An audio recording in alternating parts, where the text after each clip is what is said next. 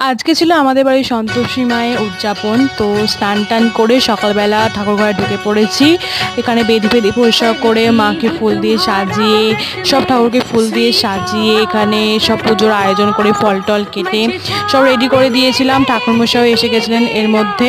আর আমাদের মাকে যে এত সুন্দর লাগছিল, মনে হয় যেন তাকিয়েই থাকি, মুখটা এত সুন্দর লাগছিল। আর এখানে আমি ধুনো দিচ্ছিলাম, তো ধুনোর গন্ধ আমার এত ভালো লাগে। আর ওপরে সেতলের সব সরঞ্জাম করছিল যারা উদযাপন দেবে। তো এখানে সব সরঞ্জাম হওয়ার পর ঠাকুরমশাই পুজো শুরু করে দিয়েছিলেন। তো তারপরে আরতি ফারতি করলেন। তো আমি তো উপোস করেছিলাম আজকে, আমার ইচ্ছা করছিল খুব উপোস করতে, তো তাই উপোস করেছিলাম একদম নির্জলা। তো তারপরে পুষ্পাঞ্জলি দিয়ে প্রসাদ খেলাম। প্রসাদ খাওয়ার পর আর ঠাকুর উদযাপন করলে যেহেতু 8টা বাচ্চা খাওয়ানোর নিয়ম থাকে, তো ওপরে এখানে 8টা বাচ্চা খাওয়ানো হচ্ছিল। তো তারপরে আমিও খেয়ে নিয়েছিলাম। তো আজকের ব্লগটা এই পর্যন্তই।